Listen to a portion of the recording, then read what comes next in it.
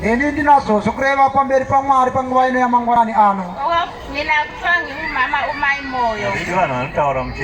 Ndini mai moyo. Oliven Kereke. Bishop Mache. Mfundisi Zindi. Nami ngiyambonga uNkulunkulu othe ukungenza umpostoli kaJesu ebandleni lamapostoli weAfrika. Neni ndinotenda Mwari akandita umpostoli waJesu msangano wapostoli weAfrika. Ngibonge uNkulunkulu ogcinayo mina imisi namalanga. Sitenda Mwari anondichengeta nguva dzose. Ngiphakamele ukubonga engikwenzelwa nguNkulunkulu ngazo zonke isikhathi. Yasimukira kutenda Mwari zvanondiitira nguva dzose. Ngibonga uNkulunkulu ngomnyaka ngiphenduka e-The African Apostolic Church ngo-2012. Ndinotenda Mwari gore randakatendeukira musangano wavapostoli weAfrika mugore ra2012. Ngaba yikukhanya emulini yakithi. Ndakava chiedza mumhuri yekwedu. Vangilandi vabuya vaphenduka sangena sathandaza sesivanenginyana emulini yangakithi. Vakanditevera vakabuya vakatendeuka vakaviachikanamata tiri vazhinji. Kodwa uSathane wababamba abanye baphuma. Asi Satani wakavabata vamwe vakadzokera kumashure. Ngiyambonga uNkulunkulu ngoba sikhathi ngingena kuleli bandla sasigulelwa ngobabakazi wethu. Ndinomutenda Mwari nokuti panguva yandakatendeukira musangano rino ravapostoli weAfrika takanga tichirwarirwa napezvara vedu. Ubabakazi. Takanga tichirwarirwa navatete vedu. Wegula kakhulela lisiwe eHelen Joseph esibhedlela. Akanga achirwara zvakanyanya akarara kuchipatara chikuHelen Joseph kuJoburg. Ingqondo sezilahleka. Achirasika njere. Ngithi mangimvakatshele ngangazi ukuthi ngunkosikazi kaBhuti wakhambize ngomuntu ofileyo. Ndaiti kana ndamushanyira angakasingazivi kuti ndiri muroora mukadzi womukoma wake aindidana nezita roumwe munhu akashayika. Ngiyambonga uNkulunkulu ngoba wabonisa amandla akhe amakhulu ngoba ngaleso sikhathi kahlalanga isikhathi eside uAnti waphuma esibhedlela silaye namanje lapha sikhonza laye usengumuntu oright. Ngithanda Ndinotenda Mwari zvikuru nokuti akaratidza simba rake rose nokuti iko zvino tinaye haasisiri kuhwara. Ngibuye futhi mbonge uNkulunkulu ngalesi sikhathi. Ndichitenda zvakare Mwari pane ino nguva. Beninomna wami ongilandelayo obeboleka ngama-operation. Ndakanga ndine munun'una wangu aizvara nemaoperation. Isisu sesithathu kutsho ukuthi umntwana wayelibridge. Pamimba yechitatu mwana akabridja. Wathandazelwa ngegama likaJesu kwathunywa incebo yakhe uSt Paul Mwaji weAfrika.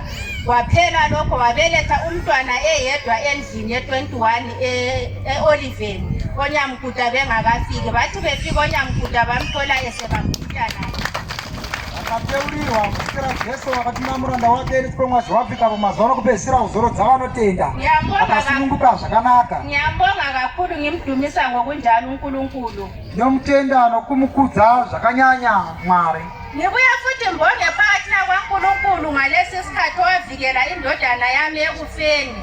Ndichitenda zvakare Mwari akarwira mwanakomana wangu parufu. Ngomunye umnyaka kwenzakala ekhaya. Nerimwe gore zvakaitika tiri kumusha.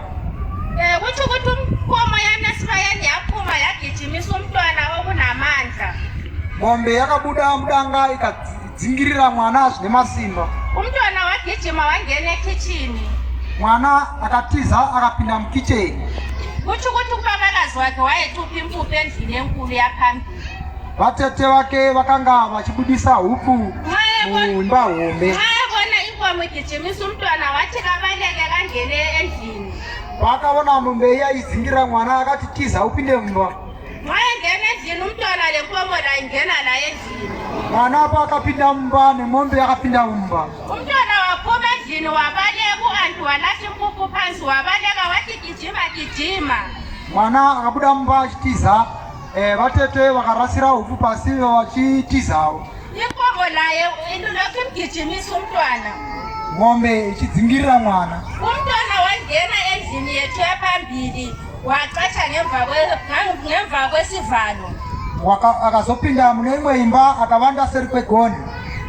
ngemva kwesivalo akawanda seri kwegoni uthe akawanda seri kwemkomo ngemva kwesivalo lapho bekule picture kwamranda wamwari uSt Paul Mwazhi weAfrika pagoni iroro pakanga pane picture yemuranda waMwari St Mwazhi weAfrika wathatha ngemva kwakhe inkomo yangena phakathi yabubula inkomo yabubula ilokhu ikhali sikhipha igwebu manje ukuthi vele ngamtholi yamqeda umntwana ngombe ichibva yapinda ikabhonga yabhongazve yamsola umntwana engemva yaphuma inkomo lena yabubula ihamba ibubula isikhipha igwebu siya esifayeni ikamushayiwa ndobva yaramba ichivovora ichibuda furo ichienda kudanga yethe ifike ingena esifayeni kuthiwa yayeqokwa uqala yaphezulu yayeqokwa sibili yabuya phansi yeqokwa esithathu yaphezulu ithe ibuya phansi yathi kwaba yikho ukufa kwenkomo so ngiyambonga uNkulunkulu ngimdumisa ngokunjalo futhi ngimbonge uNkulunkulu ngalesi sikhathi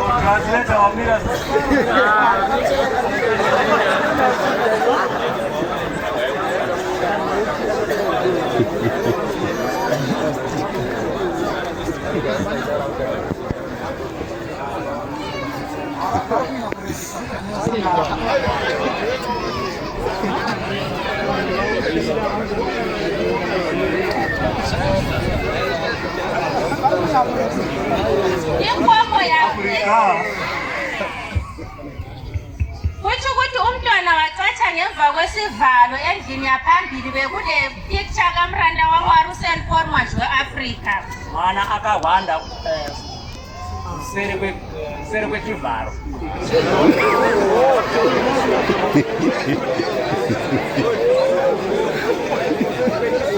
mwana akawanda kuperuke musuwo pavene picture yanu mwana akawanda seri kwemusuwo kune picture muranda waMwari Paul Mwazhi weAfrika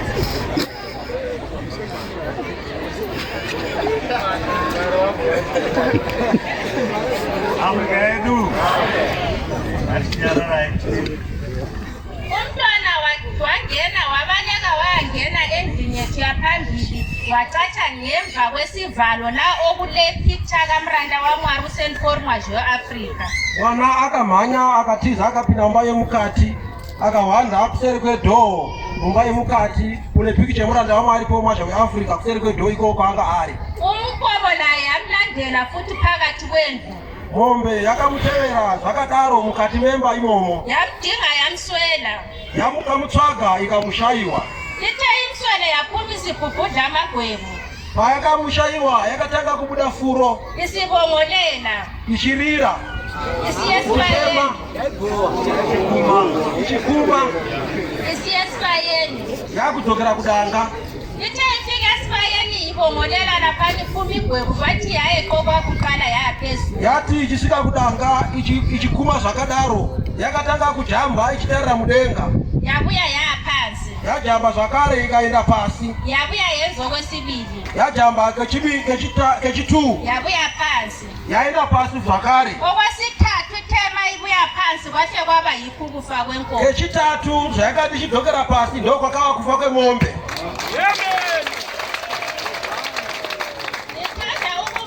uNkulunkulu ngimdumisa ngoba kuthi ukuthi kwakule ngozi yokufa eyayizayenza ndinotenda Mwari nokuti izvi zvairatidza kuti panga paine ngozi yekufa kwemwana kodwa uNkulunkulu wakunqaba lokho asi Mwari akakurwira zvese izvi ngibuya futhi mbonge pamna kwaNkulunkulu ngalesi sikhathi ndinoyaze ndichitenda pamberi paMwari pane dzino nguva senilandele amazwi kamoya wayingcwele ka-20 February pakutevera kwangu mazwi amoya mutsvene emusi wa-28 February 2020 ngimbonga uNkulunkulu ngoba kikho konke ebengikucela ngegama likaJesu wathuma incebo yakhe ndinotenda Mwari nokuti zvose zvandinokumbira muzita raJesu akatuma Paul Mwazhi weAfrika pamazano okupedzisira kuzorodza vanotenda uNkulunkulu uyangenzela Mwari ari kundiitira uyafundisa ngizobeka okwenzakale ndivikile nalele siphuma kili Sabbath edlulileyo ndinoda kuisazve zvakaitika sabata yapfuura pavhiki rapfuura iri kutsho ukuthi ngemavhiki emdeni nongo wami godi lokufa. Mavhiki apfuura ose ndaigara ndicheurura maererano nerufu. Yize ngimphuphe futhi indodana yami layo ngibona ingathi ngiyodosela egodini. Ndakazorotazve mwana wangu iye mukomana zviita sekuti ndiye ari kudonzerwa mugomba. Ngiyambonga uNkulunkulu ngokuba umntanami kanye kafe. Ndinotenda Mwari nokuti mwanangu hafi. Kuthiwa ngelanga langomgqibelo kwenzakale isimanga ekhaya.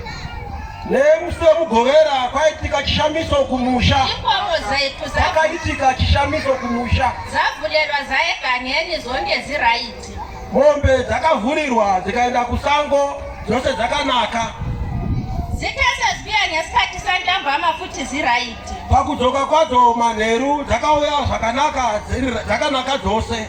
Kuthe khona phana sokufika isikhathi sokuthi sokumele zivalelwe zingakavalelwa babona inkomo eyinye yabhuqa phansi iyalala. Panguva yokuti vachivharira mombe dzipinde mudanga vakaona imwe yagwadama pasi yarara. Endena le inkomo yinkomo yethu yomntanethu yena le samthengela yona isesencane. Mombe iyi ndo mombe yemwana wedu mukomana uyu yatakamutengera kuti ive yake. Inkomo lena bathi ibubule kakhulu yabhubhudla amagwebu yakhala kakhulu yabhubhudla amagwebu.